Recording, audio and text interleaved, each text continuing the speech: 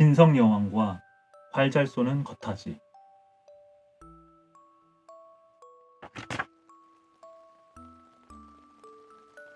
신라 제51대 진성여왕이 나라를 다스린 지 몇 해 지나지 않아 나라가 몹시 어지러워지기 시작했다.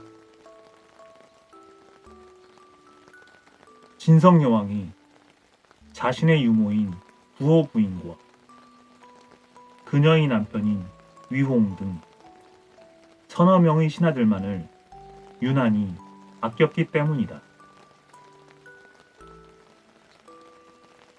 이들은 진성여왕만 믿고 제멋대로 권력을 휘둘렀다. 그러자 방방곡곡에서 도적들이 벌떼처럼 일어났고 백성들의 생활은 말이 아니었다. 어이휴, 임금이 나라를 잘 돌보지 않으니 나라 꼴이 엉망이군. 이렇게 어수선해서야 어디 마음 편히 살 수가 있나. 그러게 말일세. 언제쯤 살만한 세상이 오려는지 원. 백성들은 모이기만 하면 한숨을 내쉬며 나랏일을 걱정했다. 그 무렵 나라 안이 발칵 뒤집히는 사건이 일어났다. 누군가가 불교의 주문과도 같은 어려운 글을 써서 길에 던져주었던 것이다. 나무망국 찰리나제 판니판니 소판니 우우사마간 부이사바하. 이 일은 곧 진성여왕에게도 알려졌다. 진성여왕은 그 글을 읽고 고개를 갸웃거렸다.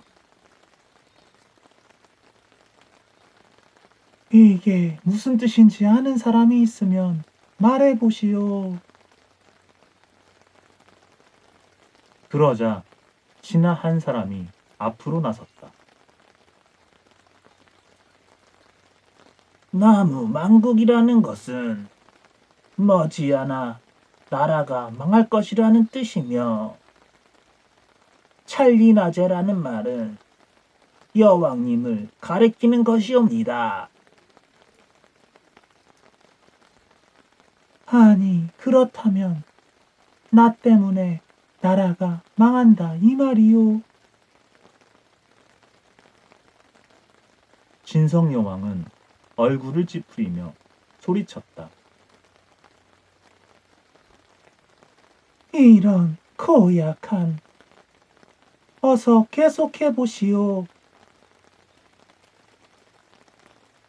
판니 소판니라는 것은 소판 벼슬을 말하는데 이를 2번 되풀이했으니 소판 벼슬에 있는 2사람을 일컫는 것이옵니다.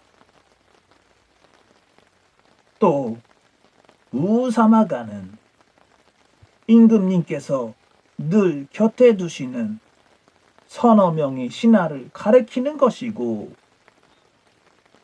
부이사바하에서 부이라는 말은 부호 부인을 뜻하는 것이옵니다. 그렇다면 임금이 나와 그 아래 권세를 가진 신하들 몇 명 때문에 나라가 망할 것이란 말이 되지 않소. 한마디로 진성여왕과 그 아래에서 나랏일을 마음대로 주무르는 신하들을 드러내놓고 욕하는 글이었다. 이런 괘씸한 일이 있나. 감히 임금인 나를 욕보이다니. 어떤 자의 소행인지 반드시 밝혀내 가만두지 않겠다. 진성 여왕은 노발대발하며 소리를 질렀다. 진성 여왕 곁에 있던 신하들도 화가 잔뜩 난 얼굴로 맞장구를 쳤다. 맞사옵니다. 당장 찾아내서 잡아들여야 하옵니다. 진성 여왕은 문득 무엇인가를 골똘히 생각하는 듯했다. 그러더니 곧 입을 열었다. 이런 글은 왕거인이 아니고서는 지을 사람이 없소. 당장 그를 잡아다가 옥에 가두도록 하시오. 왕거인은 학식이 깊은 데다 어질고 너그러워서 많은 사람들이 존경하는 사람이었다. 늘 낡은 옷차림으로 서라벌 거리를 돌아다녔지만 그를 얕잡아 보는 사람은 아무도 없었다. 오히려 사람들은 그를 우러러 받들었다. 이러한 사실 때문에 진성 여왕은 왕거인을 눈의 가시처럼 여겨왔다.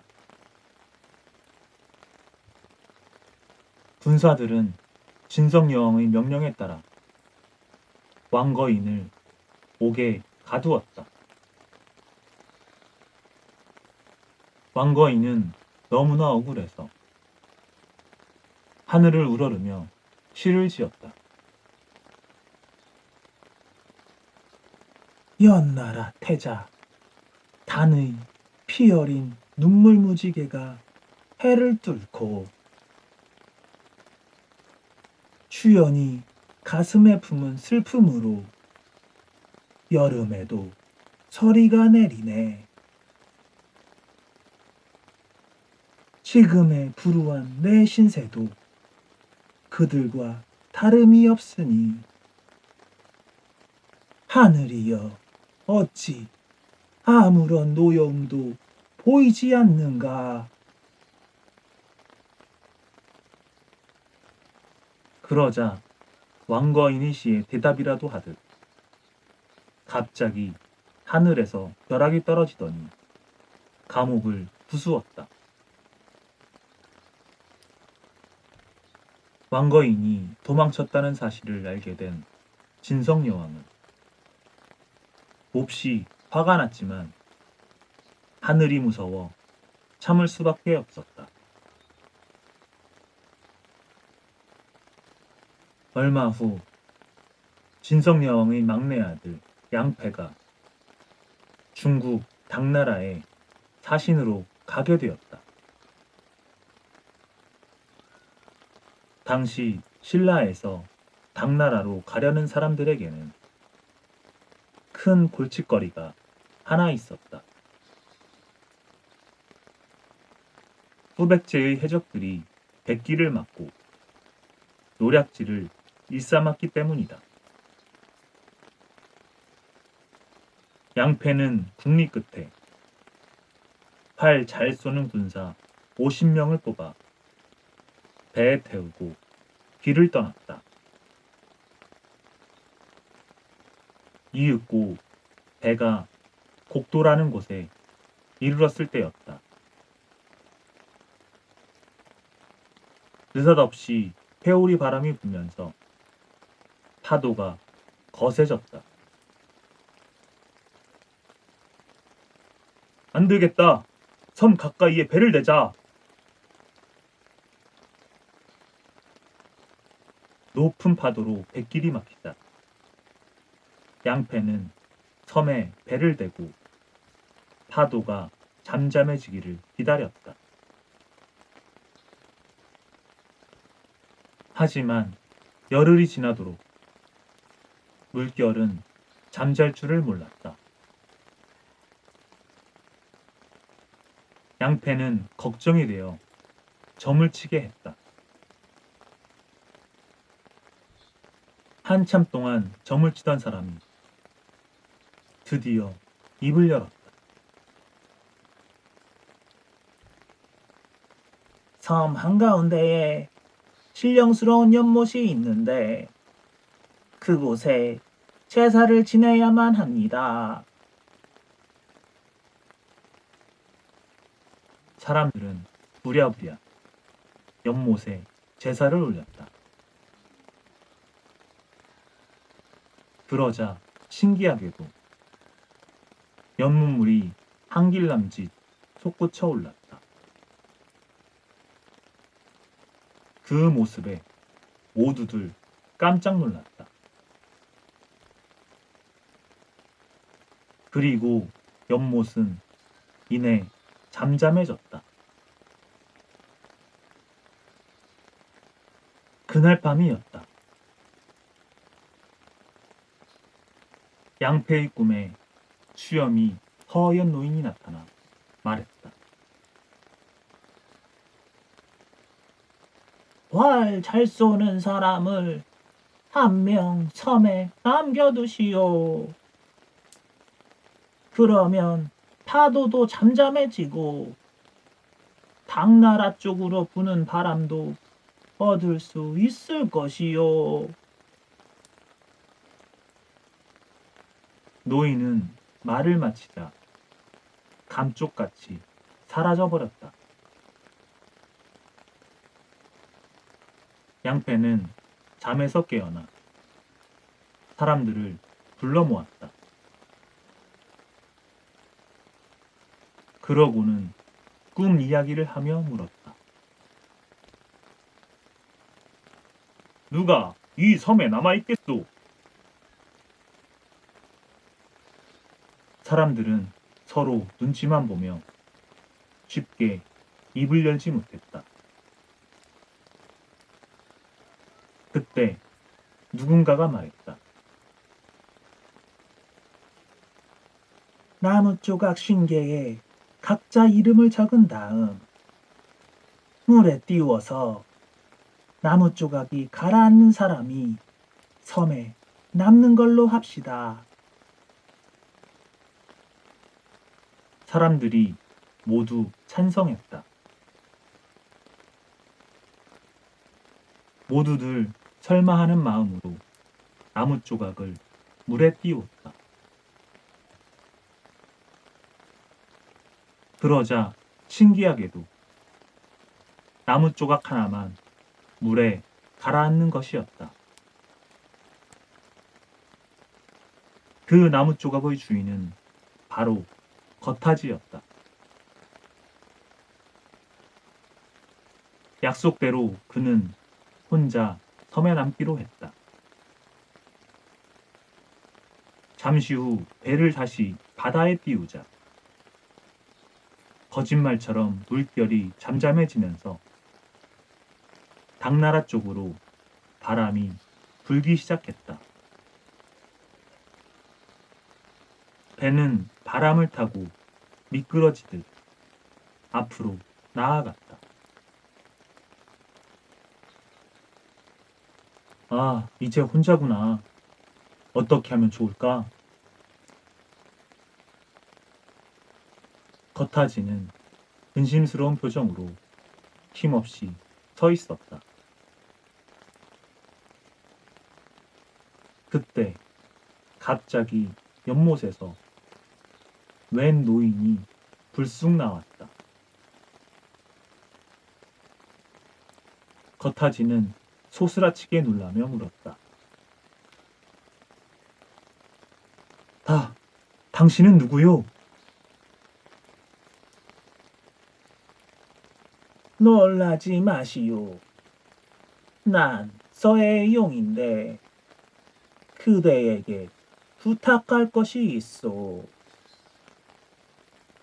날마다 해가 뜰 무렵이 되면 철문 중 하나가 하늘에서 내려와 주문을 외우면서 이 연못을 세 바퀴 돈다오. 그러면 우리 부부와 자손들이 모두 연못 위로 떠오르게 되고 그때 중이 자손들의 간과 창자를 빼먹는다오. 그래서 지금은 우리 부부와 딸 하나만 남았소. 내일 아침에도 틀림없이 그 중이 올 것이니 그대가 활로 쏘아주시오. 활을 쏘는 일이라면 자신 있으니 말씀대로 하지요. 노인은 고맙다는 말을 남기고 다시 연못 속으로 사라졌다. 겉하지는 연못 가까이 몸을 숨긴 채 아침이 되기를 기다렸다. 이튿날 동쪽에서 해가 떠오르려 하자 정말로 젊은 중이 나타나 연못을 돌면서 이상한 주문을 외웠다. 그러자 연못이 솟아오르면서 서해용의 가족들이 물 위로 모습을 나타냈다. 중은 군침을 삼키며 서해용에게 달려들었다.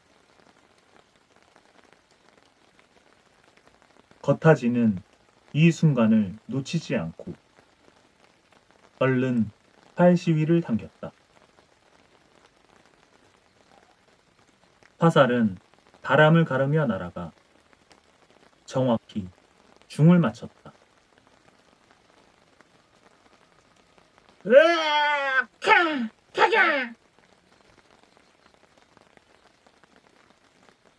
중은 공중에서 두어 바퀴 제주를 넘더니 곧 늙은 여우로 변했다. 그러고는 땅에 떨어져서 이내 숨을 거두었다. 참으로 고맙소. 그대 덕분에 목숨을 구할 수 있었소. 이 은혜에 조금이나마 보답하고 싶으니 내 딸을 아내로 삼아주기 바라오. 겉하지는 쑥스러워하며 고개를 끄덕였다. 따님을 주신다면 제가 오히려 고마운 일이지요. 노인은 자기 딸을 꽃으로 변하게 한 다음 겉하지 품속에 넣어주었다. 그리고 용 2마리를 불러내 명령했다. 너희들은 이분을 모시고 한시 앞이 앞서 떠난 사신의 배를 뒤쫓아가거라. 명령을 받은 용들은 겉하지를 데리고 쏜살같이 바다 위를 날아갔다. 겉하지가 무사히 사신의 배에 오른 뒤에도 2마리 용은 배를 호위하며 당나라까지 갔다. 아니 저게 뭐야? 용이 신라배를 호위하고 오다니? 당나라 사람들은 입을 다물지 못했다. 당나라 황제도 이 소식을 듣고 무척 놀랐다. 아무래도 신라의 사신은 보통 사람이 아닌 것 같다. 어서 잔치 준비를 서두르도록 하라. 당나라 황제는 큰 잔치를 베풀어 양패 일행을 후하게 대접했다. 그리고 금과 비단 같은 값비싼 물건들도 선물로 주었다. 신라로 돌아오는 길도 겉하지 덕분에 무사했다. 겉하지는 집으로 돌아와 품속에 고이 간직해 두었던 꽃가지를 꺼냈다. 그러자 꽃은 곧 여자로 변했고 두 사람은 오랫동안 행복하게 살았다고 한다.